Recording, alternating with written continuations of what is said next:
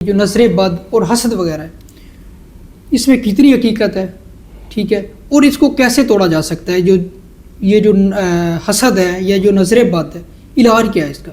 मुझे ये सबसे पहले बताया, जादू कौन कर रहा है?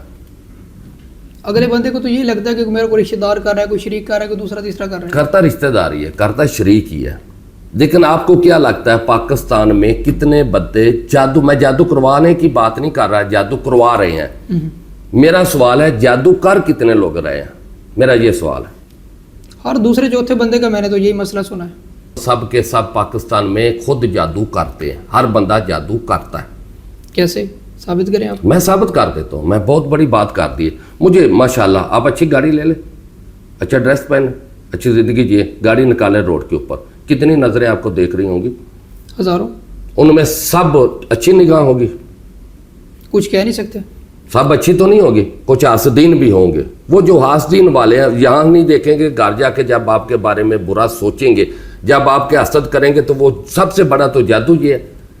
तो असल में इल्ज़ाम लगता है पीर जादू करते हैं। पीर जादू नहीं इतने करते, हर पीर को अपनी कब्र याद है।